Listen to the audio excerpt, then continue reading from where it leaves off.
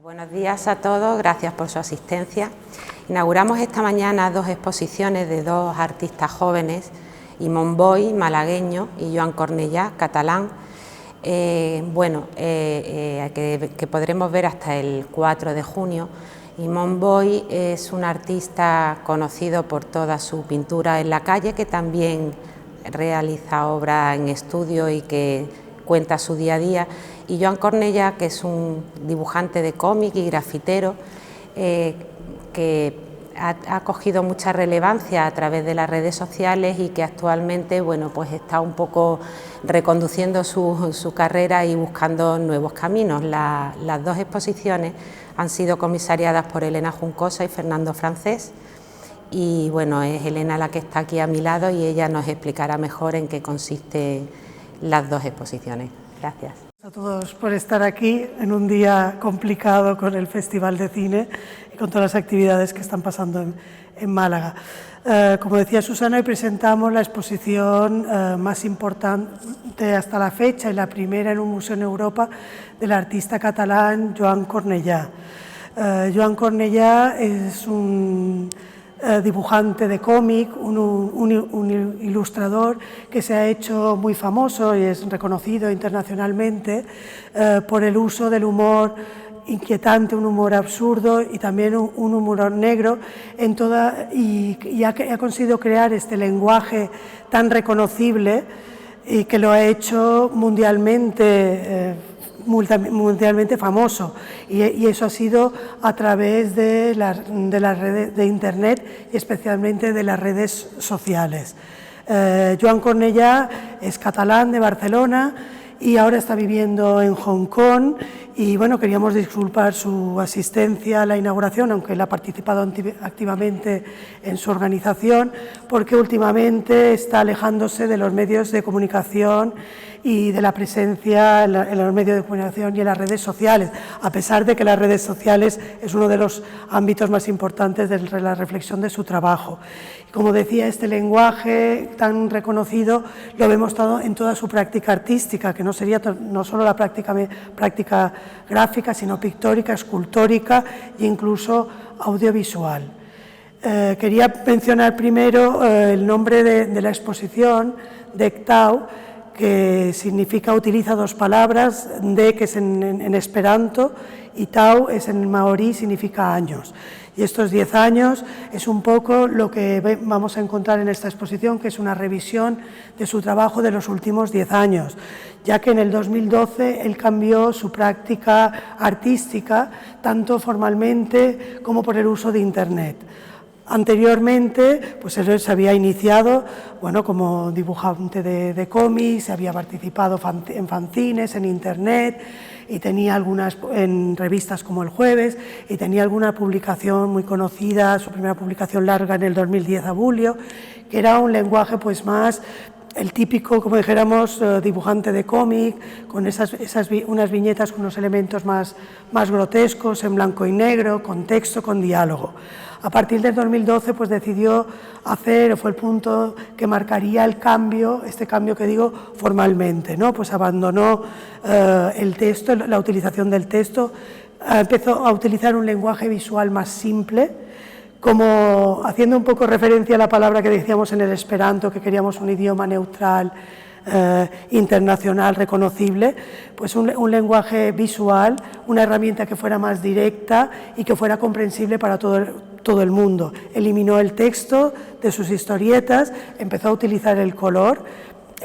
una paleta de color que recuerda a la publicidad o a folletos de las líneas aéreas, de los folletos de seguridad de los años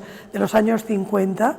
y también en la forma de sus personajes. Como habéis visto, la mayoría de sus personajes es un personaje genérico y siempre tienen esta sonrisa inexpresiva, ¿no? En unas situaciones, porque hemos dicho, este es su trabajo, un poco lo que recoge es la ansiedad de la vida contemporánea, y a través de la sátira y del humor nos presenta este lado más sombrío de la naturaleza humana. Estos personajes en estas situaciones muchas veces exageradas, vemos que aparecen con esta sonrisa inexpresiva, que a mí me recuerda a la sonrisa de la escultura arcaica, la escultura griega arcaica del siglo VII, siglo VI, si os recordáis, esas figuras de los curois y las coré, que tenían una posición frontal y siempre tenían esta sonrisa, que con toda una intencionalidad, ¿no? Que querían marcar un cierto realismo, ver que las figuras estaban vivas, que estaban felices, que estaban sanas, incluso que estaban felices un poco por esa ignorancia, ¿no? Yo creo que viene muy al caso. Y también esta exposición, que recoge los 10 últimos años de su trabajo, nos conectaría, como nosotros hace 10 años, casi hace 10 años, porque fue en el 2014, hicimos una exposición de uno de los dibujantes con más gran influencia en España, que fue la exposición del Roto, ¿no? En este caso ya es un artista que tiene ya una influencia o un reconocimiento pues mundial. La exposición reúne 145 historietas originales en acuarela sobre papel, realizadas entre el 2012 y 2016, y 16 acrílicos sobre lienzo, realizados entre el 2021 y el 2022. En las influencias de su trabajo, bueno, se pueden reconocer, como él cuenta, pues tiene influencia de otros dibujantes de cómic, y también de artistas como Shirley o Philip Gaston, sobre todo, y incluso de escritores como Kafka o como Samuel Beckett, todo aquello que tuviera un tinte de absurdo, de surrealismo y de esperpento, porque el que dibuja, como cuenta, como ha explicado él desde pequeño, es su forma de entender y de contar el mundo a través del humor. Y luego, ya no sé, pasando a la otra exposición, también hoy inauguramos lo que será la primera exposición en un museo de un artista joven malagueño, Imon Boy, que se llama El principio de algo, una exposición que reúne una intervención mural, que sería la primera vez que interviene en las paredes de un museo, y pues recoge 10 obras más,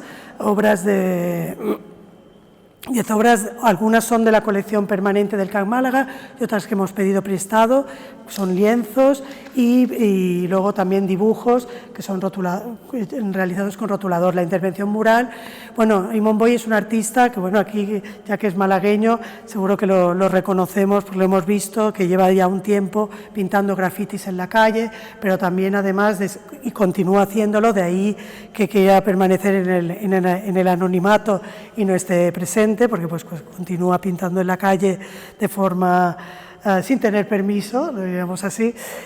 pero también realiza pintura y trabajo en estudio, diferentes proyectos, trabaja con galerías malagueñas, y un poco lo que hace es, de una forma autorreferencial, lleva a la práctica artística todo lo que le ha influido, todo lo que le ha definido como artista, ¿no? Vemos la influencia que tiene, aparte del graffiti, pues los videojuegos, el anime, el cine, los viajes que ha realizado, ¿no? Un poco su pintura es un poco como un diario, y sus personajes, que como veis son líneas, porque es un artista que, aunque pinta en la calle, no tiene una crítica social directa, sino lo que está plasmando son cosas como las cosas propias de lo que él realiza en su vida, y es una pintura con unas figuras redondeadas, con un estilo amable, y un poco pues eso transmite lo que es su vida cotidiana. Y bueno, y a todo esto, aparte quería comentar de la obra de Joan Cornellà, que ya os he comentado que no estaba aquí presente. Quería agradecerle pues a su estudio y a él por su generosidad, y a los prestadores, porque muchas de las obras, sobre todo los lienzos, vienen de colecciones de Hong Kong, y a All Right Reserved, compañía con la que trabaja, que nos ha ayudado para estos préstamos que venían de Hong Kong, y por supuesto a todo el equipo de CAC Málaga. Pues no sé si tenéis alguna pregunta o alguna... ¿Las viñetas dice que son inéditas? No, originales, son originales. ¿Se han publicado en algún sitio? Bueno, él realiza con las viñetas, porque él trabaja, y sí, digo, desde que cambió trabajando mucho en Internet, él las ha publicado, se han publicado publicaciones con estas viñetas, y bueno, y igual que los cuadros, y los vende, y no son inéditas, son originales, quiero decir.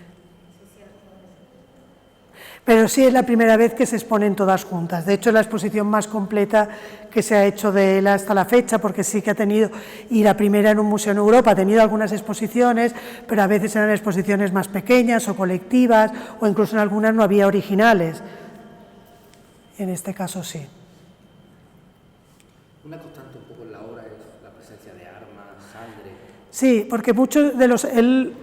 trata todos los aspectos, como decía yo, que producen esta ansiedad, esta vida contemporánea desajustada, pero sí es verdad que trata todos los temas, y muchos de ellos es la muerte, la violencia, las mutilaciones, pero también cuestiones políticas, ¿no? El aborto, las adicciones, las armas, un poco en la línea de ese humor absurdo, del humor esperpento, del humor negro,